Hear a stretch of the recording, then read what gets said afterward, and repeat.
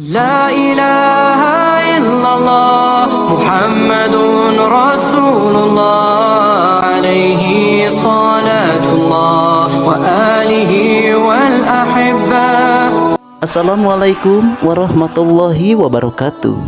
Sejarah kota Cianjur tak luput dari kisah Raden Arya Wiratanudatar dalam Cikundul.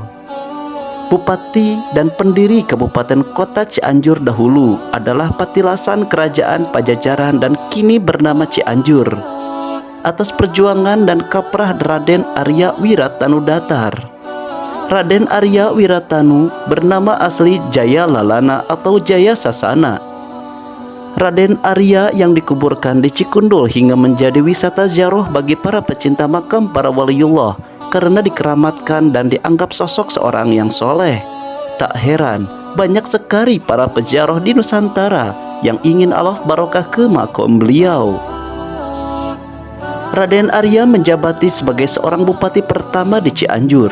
Masa jabatan beliau 1681 Masehi sampai dengan 1691 Masehi, yang digantikan oleh anaknya yaitu Raden Arya Wiratanu yang kedua.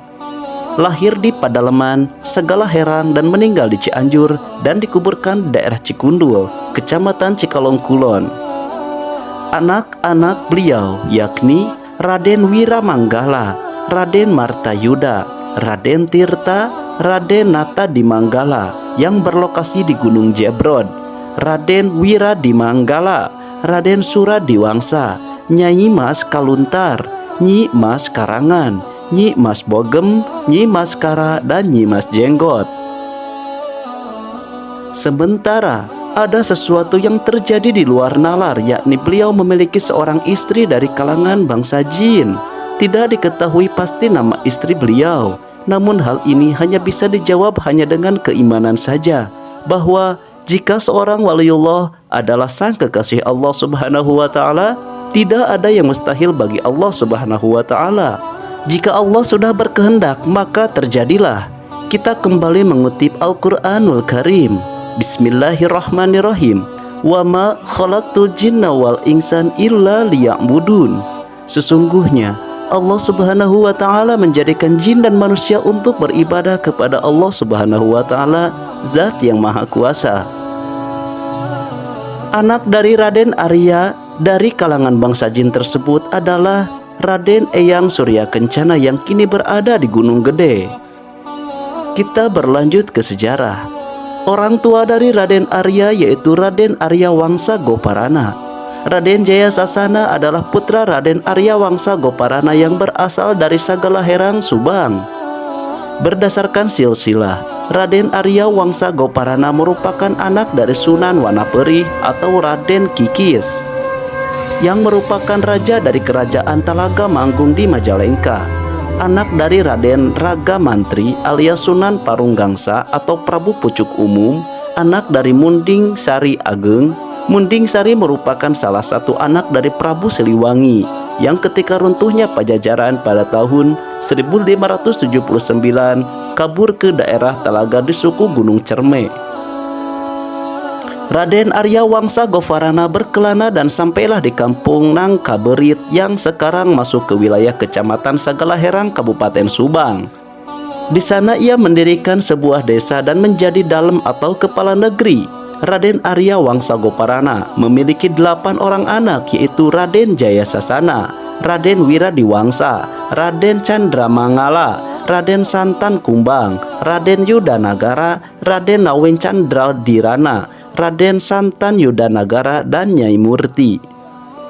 Raden Jaya Sasana sebagai putra pertama, Raden Arya Wangsa Goparana terkenal sebagai seorang yang ahli ibadah dan menuntut ilmu. Raden Jaya Sasana pun disebutkan sering berkholawat atau bertapa untuk merenung dan bertafakur di tempat-tempat yang sunyi. Menurut legenda, suatu ketika Raden Jaya Sasana sedang bertapa, ia kedatangan jin muslim yang merupakan gadis cantik.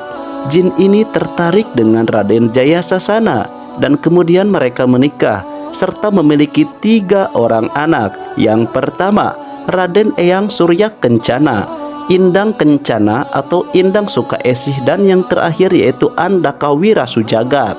Setelah dewasa, Jaya Sasana diberikan tanggung jawab oleh ayahnya, yaitu dalam segala herang berupa 100 orang rakyat. Menurut sistem feodalisme, saat itu kekuasaan seorang bangsawan ditentukan oleh banyaknya rakyat yang dipimpin bukan berdasarkan tanah atau wilayah. Karena semakin banyak rakyat, maka akan semakin banyak pula wilayah yang ditempati oleh rakyatnya itu.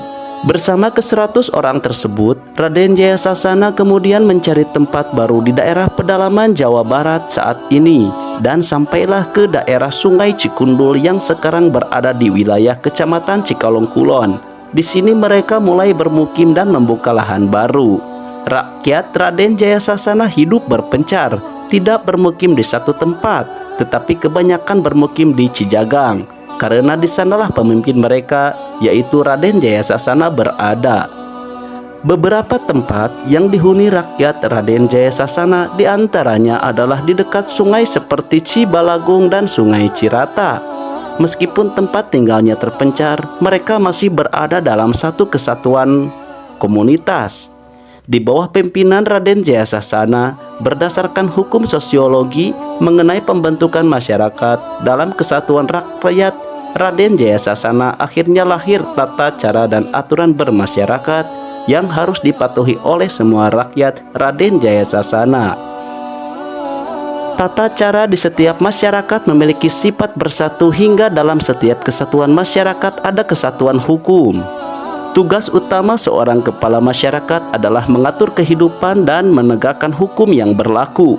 Selain daripada itu, ia juga bertugas untuk melindungi rakyatnya jika ada keributan, jika ada perampokan atau jika ada serangan dari wilayah yang lain.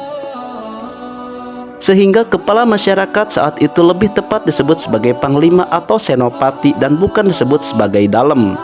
Begitupun dengan masyarakat Raden Jaya Sasana, saat itu masih berada dalam tahap kesenopatian secara de jure karena runtuhnya kerajaan Sunda yang beribu kota di Pakuan Pajajaran. Sebenarnya wilayah yang saat itu ditempati oleh rakyat Jaya Sasana berada di bawah kekuasaan Kesultanan Mataram, namun secara de facto berada di bawah kekuasaan Kesultanan Kasepuhan di Cirebon karena status Cirebon di abad ke-18 adalah negara bawahan atau vasal dari Kerajaan Mataram. Maka daripada itu, dalam beberapa catatan VOC rakyat Jaya Sasana sering disebut sebagai rakyat Cirebon, menjadi dalem dan mendapat gelar Wiratanu. Runtuhnya Pajajaran menyebabkan beberapa daerah merdeka dan menyebabkan beberapa kerajaan berusaha mengklaim wilayah bekas Pajajaran termasuk Kerajaan Sumedang Larang di bawah Prabu Gausan Ulun yang menurut klaimnya bahwa seluruh bekas wilayah Pajajaran adalah wilayah Sumedang Larang. Dalam rangka menegakkan klaimnya, Prabu Gesan Ulun kemudian menyelenggarakan serangkaian kampanye militer untuk menaklukkan wilayah-wilayah yang tidak tunduk pada klaimnya. Untuk mengatasi kampanye militer Sumedang Larang, Cirebon kemudian memperkuat pertahanan. Di antaranya adalah wilayah Cimapag yang saat itu wilayah Cimapag termasuk ke dalam wilayah tanggung jawab Jaya Sasana. Maka Cirebon kemudian mengangkat Jaya Sasana sebagai senopati atau panglima dengan gelar Wiratanu. Wiratanu artinya panglima atau senopati. Dalam masa genting seperti itu, beberapa kesatuan masyarakat yaitu Cipambingkis di bawah pimpinan Nala Merta, Cimapag di bawah pimpinan Nyuh Negara, Cikalong di bawah pimpinan Wangsa Kusuma, Cibalagung di bawah pimpinan Nata Manggala, Cihea di bawah pimpinan Wasta Negara, dan Cikundul di bawah pimpinan Raden Jaya Sasana dengan gelar Wiratanu. Bersepakat untuk menyatakan bahwa wilayahnya bersatu menjadi satu negeri yang bernama Cianjur, dan sepakat untuk mengangkat Jaya Sasana yang sudah mendapatkan gelar Wiratanu untuk menjadi dalem. Karena sudah diangkat sebagai dalem, tidak lagi hanya senopati, Wiratanu kemudian menggunakan gelar Arya sehingga nama lengkapnya menjadi Raden Arya Wiratanu. Berbeda dengan Bandung atau Sumedang, Cianjur merupakan kabupaten yang berdiri sendiri atau merdeka, meskipun secara de jure masih di bawah Mataram melalui Cirebon. Ini terjadi karena ada perjanjian antara Mataram dengan VOC untuk memberikan wilayah antara Cisadane Citarum menjadi wilayah VOC menurut kontrak tanggal 25 Februari tahun 1677 penentuan hari jadi Cianjur. Seperti telah diketahui, Cianjur pada awalnya adalah wilayah Mataram melalui Cirebon. Pada tahun 1670 sampai 1677 bisa disebutkan sebagai 7 tahun kebebasan dari kekuasaan Mataram. Hal ini terjadi karena tahun 1670 klaim Mataram atas wilayah-wilayahnya sudah berkurang karena fokus berperang melawan VOC. Sedangkan pada tahun 1677 Masehi, Mataram secara yuridis telah menyerahkan kekuasaannya di antara wilayah Cisadane, Citarum kepada VOC. Namun karena keterbatasan VOC belum bisa menjajah wilayah yang didapatinya dari Mataram secara intensif. Jadi, meskipun secara de facto wilayah tersebut merdeka, tetapi secara de jure status mereka adalah jajahan VOC Belanda. Pada tanggal 2 Juli 1677, Trunojoyo menyerbu istana Pleret dan Amangkurat kabur bersama Mas Rahmat. Kesempatan ini dijadikan titik tolak lepasnya wilayah-wilayah jajahan Mataram secara de facto.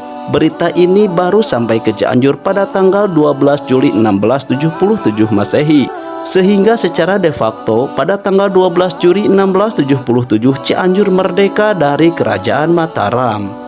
Kemerdekaan yang dicapai sebenarnya hanya de facto karena secara de jure Cianjur sudah berada di wilayah VOC berdasarkan kontrak 25 Februari 677 Masehi. Namun karena VOC belum mampu mengelola daerah jajahannya, sehingga Wiratanu pada waktu itu berhasil menjadi dalem secara mandiri tanpa diangkat oleh VOC maupun oleh raja atau sultan yang lain.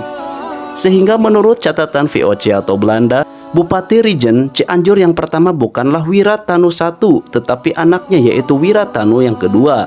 Setelah lanjut usia, ia menetap di kampung Majalaya dengan mendirikan perguruan pesantren sampai wafat sekitar tahun 1706 Masehi, dan ia meninggalkan putra-putri sebanyak 11 orang, masing-masingnya Raden Arya Wiramanggala yang kemudian menjadi penerus sebagai Wiratanu yang kedua atau bupati setelah Raden Arya Wiratanudatar. Demikian kisah dari sejarah kota Cianjur dan juga sejarah dari Raden Arya Wiratanudatar. Wallahu alam bisawab. Hikmah dari kisah ini bahwa kita selaku masyarakat yang mendiami di kota masing-masing haruslah cinta akan para pejuang dan para ulama, terutama para leluhur kita. Tanpa mereka yang menjadi pahlawan bagi negara dan kota yang kita diami saat ini, tentu kita belum tahu apakah saat ini kita masih dijajah oleh bangsa lain atau sebaliknya. Admin izin pamit. Mohon maaf jika ada kesalahan kata yang admin ucapkan. Jika ada kritik dan saran, silahkan komen di kolom komentar. Akhirul kalam, wabili taufik wal hidayah. Assalamualaikum warahmatullahi wabarakatuh.